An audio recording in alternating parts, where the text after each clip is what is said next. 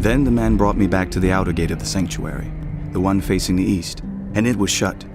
The Lord said to me, "This gate is to remain shut. It must not be opened. No one may enter through it. It is to remain shut because the Lord, the God of Israel, has entered through it.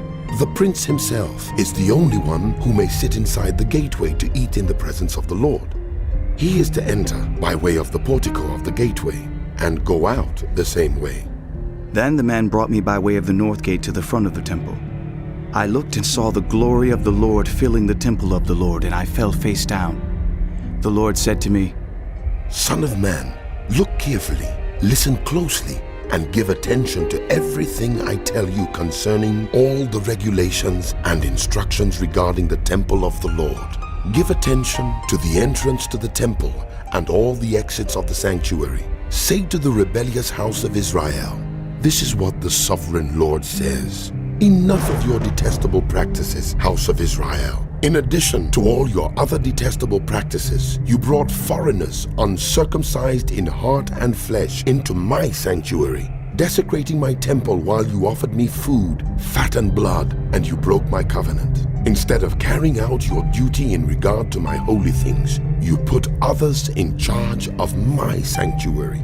This is what the sovereign Lord says. No foreigner, uncircumcised in heart and flesh, is to enter my sanctuary, not even the foreigners who live among the Israelites. The Levites, who went far from me when Israel went astray, and who wandered from me after their idols, must bear the consequences of their sin. They may serve in my sanctuary, having charge of the gates of the temple, and serving in it, they may slaughter the burnt offerings and sacrifices for the people, and stand before the people and serve them. But because they served them in the presence of their idols and made the house of Israel fall into sin, therefore I have sworn with uplifted hand that they must bear the consequences of their sin, declares the sovereign Lord. They are not to come near to serve me as priests, or come near any of my holy things or my most holy offerings. They must bear the shame of their detestable practices. And I will appoint them to guard the temple for all the work that is to be done in it. But the Levitical priests, who are descendants of Zadok, and who guarded my sanctuary when the Israelites went astray from me, are to come near to minister before me. They are to stand before me to offer sacrifices of fat and blood, declares the sovereign Lord. They alone are to enter my sanctuary. They alone are to come near my table to minister before me and serve me as guards. When they enter the gates of the inner court, they are to wear linen clothes. They must not wear any woolen garment while ministering at the gates of the inner court or inside the temple. They are to wear linen turbans on their heads and linen undergarments around their waists. They must not wear anything that makes them perspire.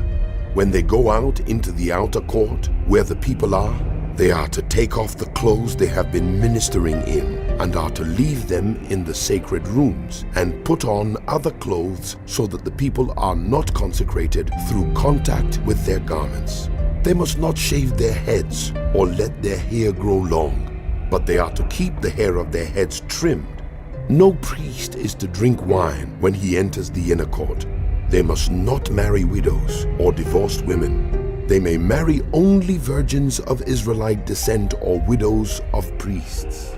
They are to teach my people the difference between the holy and the common, and show them how to distinguish between the unclean and the clean. In any dispute, the priests are to serve as judges and decide it according to my ordinances. They are to keep my laws and my decrees for all my appointed festivals, and they are to keep my Sabbaths holy. A priest must not defile himself by going near a dead person.